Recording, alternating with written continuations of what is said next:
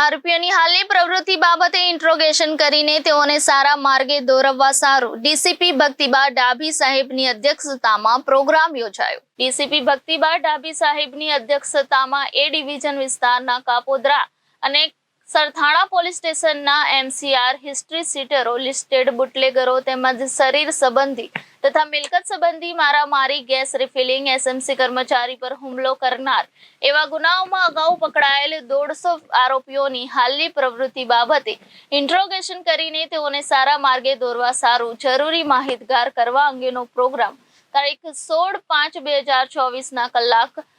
11:30 કલાકે Kapodra police station ખાતે રાખેલ હતો। અમારા સુરત શહેરના માનનીય સીપી સાહેબની સૂચના અને માર્ગદર્શનથી અમારા વિસ્તારના જે ટપોરીઓ છે, જે એચએસ છે, જે ગેંગ બનાવે છે, કે જે મારામારી કરે છે, કે નાની મોટી લૂંટફાટ ચોરી કરે છે, એ તમામને જેમની પર ગુના દાખલ થયા છે, એમાં કાપોદ્રા અને સરથાણા પોલીસ સ્ટેશન વિસ્તારના એ જે અસામાજિક તત્વો હતા એમના જે કાપોદ્રા પોલીસ સ્ટેશન બોલાવવામાં આવ્યા છે, એમને સૂચનાઓ પણ આપવામાં આવી છે અને હવે પછી મારામારી કે જે ઇલીગલ ધંધો કરે છે એને છોડી દેવા માટે પણ એમને સૂચના આપવામાં આવી છે। આરોપીઓ હમણાં જે